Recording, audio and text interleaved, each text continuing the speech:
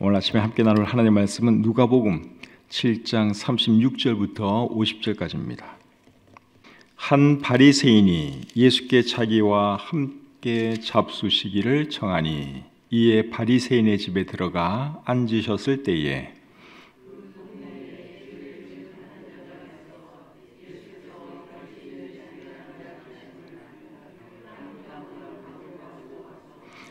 예수의 뒤로 그 발 곁에 서서 울며 눈물로 그 발을 적시고 자기 머리털로 닦고 그 발에 입 맞추고 향유를 부으니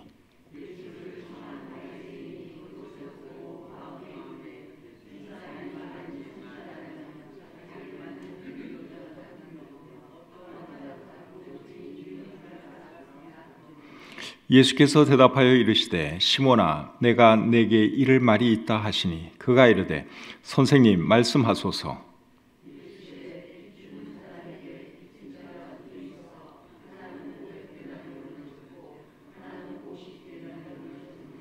갚을 것이 없으므로 둘 다 탕감하여 주었으니 둘 중에 누가 그를 더 사랑하겠느냐.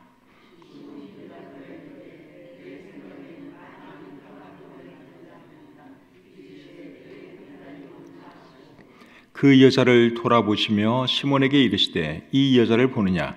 내가 내 집에 들어올 때 너는 내게 발 씻을 물도 주지 아니하였으되 이 여자는 눈물로 내 발을 적시고 그 머리털로 닦았으며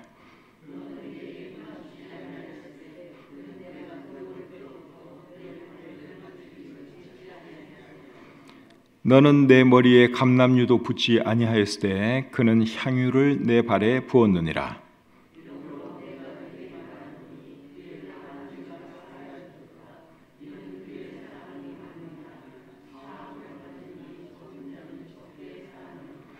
이에 여자에게 이르시되 내 죄 사함을 받았느니라 하시니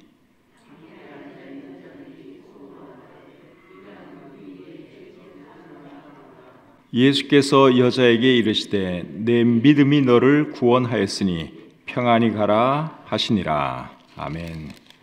오늘은 누가복음 7장 36절부터 50절까지의 말씀을 본문으로 해서 눈물과 향유로 보인 사랑, 이런 제목으로 말씀 전하기를 원합니다. 오늘 읽은 이 본문 말씀은 한 여인이 예수님께 향유를 부어드리는 이야기입니다. 요한복음 16장에는 나사로의 여동생 마리아가 예수님께 향유 부어드린 이야기가 나오는데 오늘 이 본문에 나오는 여자는 마리아가 아닌 다른 여자입니다. 이 여자에 대해서 본문을 기록한 의사 누가는 죄를 지은 한 여자라고 소개하고 있습니다. 37절 말씀을 보겠습니다. 그 동네에 죄를 지은 한 여자가 있어. 이 여자에 대해서 기록자 누가는 죄를 지은 한 여자, 그렇게 소개를 하고 있습니다. 이 여자가 어떤 죄를 지었는지는 우리가 알 수 없습니다. 그런데 중요한 것은 이 여자가 예수님으로부터 죄 사함을 받았다고 하는 사실이에요. 47절을 보면 알 수 있습니다. 이러므로 내가 내게 말하노니 그의 많은 죄가 사하여졌도다. 이는 그의 사랑함이 많음이라. 사함을 받은 일이 적은 자는 적게 사랑하느니라. 이런 말씀을 보면 이 여자가 예수님께로부터 죄 사함 받은 것을 알 수 있죠. 죄를 많이 지은 여자가 죄 사함 받았으니 얼마나 기뻤겠습니까? 그래서 이 여자가 향유를 가져다가 예수님 발에 부어 드렸죠. 37절 38절 보겠습니다.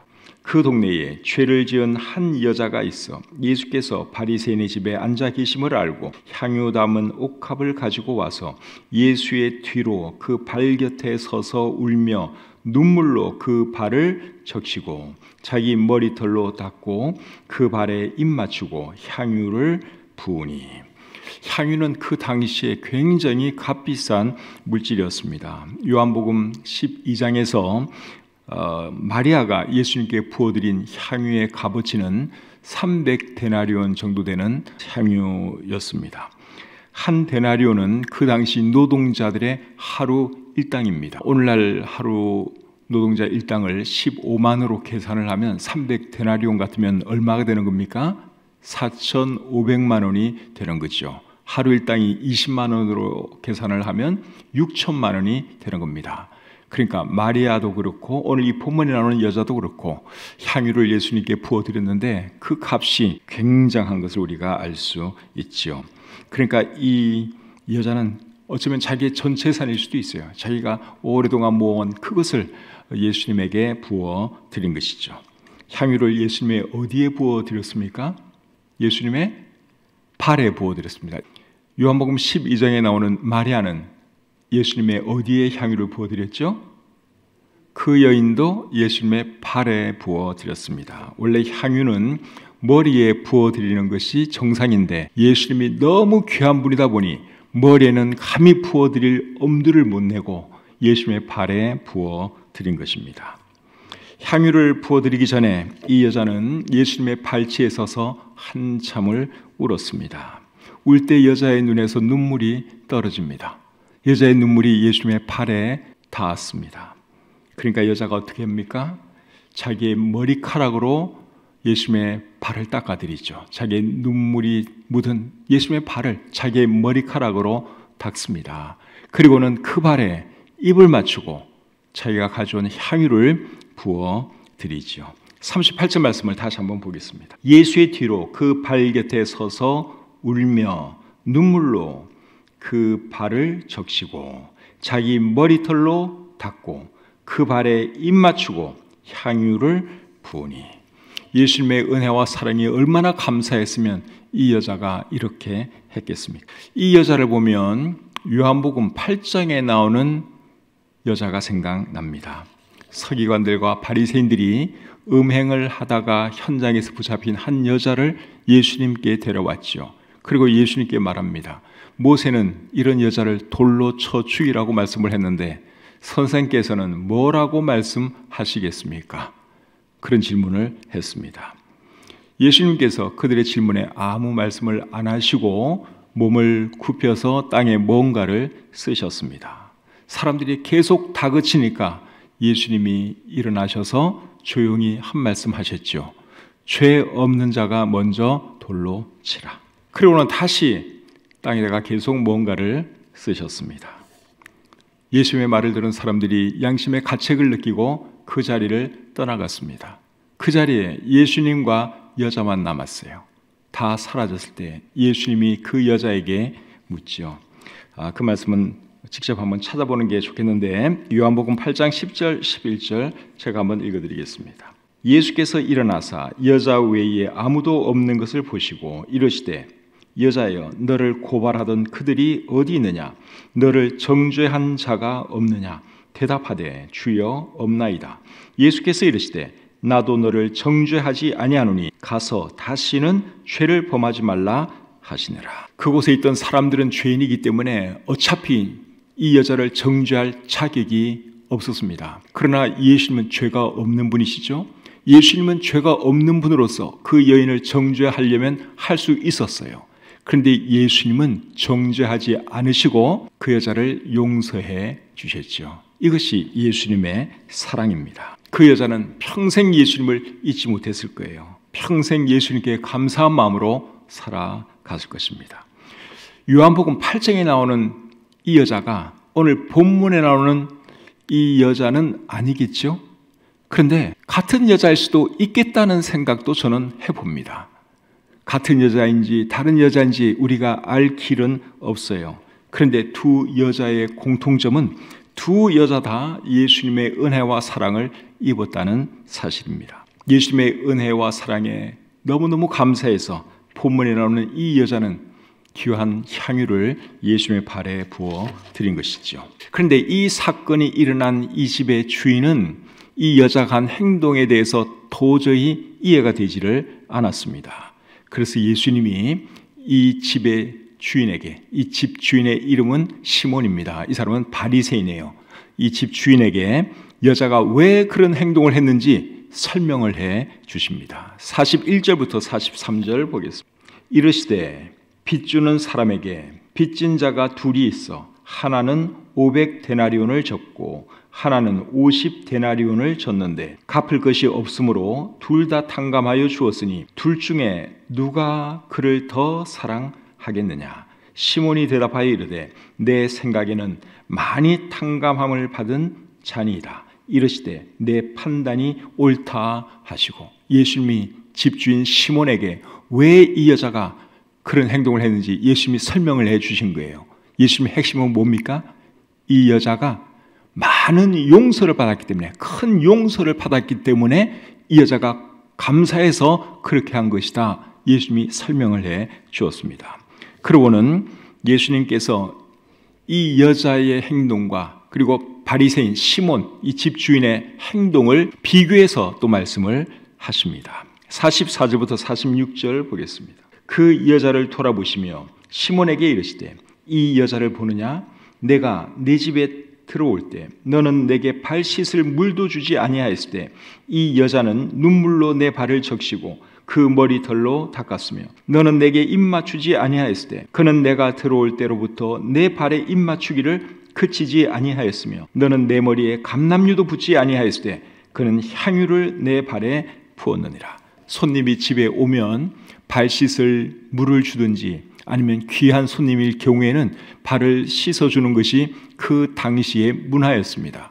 그런데 이 집주인 바리새인 시몬은 예수님이 집에 왔는데도 불구하고 발 씻어주기는 고사하고 발 씻을 물도 주지를 않았습니다. 그런데 왜 예수님을 초대했느냐? 예수님을 사랑하거나 존경해서 초대한 것이 아니라 이 사람은 바리새인이에요. 예수님을 책잡기 위해서 예수님을 집에 오게 한 것입니다. 그리고 이 사람은 예수님이 메시아인 것도 몰랐습니다. 39절을 보겠습니다. 예수를 청한 바리새인이 그것을 보고 마음에 이르되 이 사람이 만일 선지자라면 자기를 만지는 이 여자가 누구며 어떠한 자 곧 죄인인 줄을 알았으리라. 그러니까 이 사람은 예수님이 메시아요 하나님인 것에 대해서는 전혀 아이디어가 없습니다. 심지어 선지자도 아니라고 생각을 하는 거예요.